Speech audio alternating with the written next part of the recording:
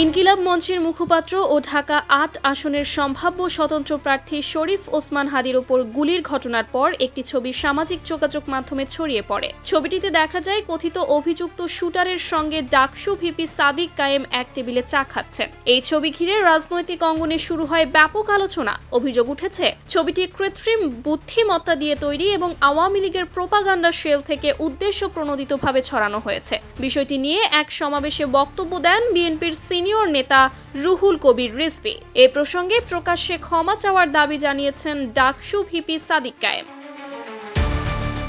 শনিবার ১৩ ডিসেম্বর বিকাল ৩টা ৪১ নিজের ফেসবুক অ্যাকাউন্টে দেওয়া এক পোস্টে তিনি বলেন, আওয়ামী প্রোপাগান্ডা শেল কর্তৃক প্রচারিত এআই জেনারেটেড ছবিকে সত্য ধরে নিয়ে রুহুল কবির রিজভী তাকে হত্যা চেষ্টাকারীর সঙ্গে জড়িয়ে যে বক্তব্য দিয়েছেন তা কোনো দায়িত্বশীল রাজনৈতিক নেতার কাছ থেকে প্রত্যাশিত নয়। সাদিক কায়েম আরও বলেন, যারা ভবিষ্যতের বাংলাদেশ গড়ার কথা বলে জনগণের কাছে যাচ্ছেন, তারা যদি সংকটময় মুহূর্তে যাচাই না করে আওয়ামী নির্ভর অপতথ্য সত্য হিসেবে গ্রহণ করেন, তাহলে দেশ পরিচালনায় তাদের সক্ষমতা নিয়েই জনমনে প্রশ্ন তৈরি হয়।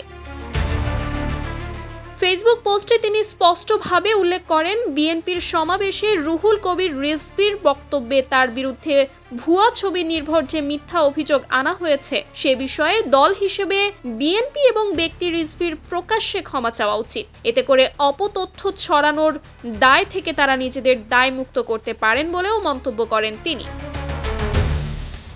Sumaiya Snigdha, daily our Bangladesh.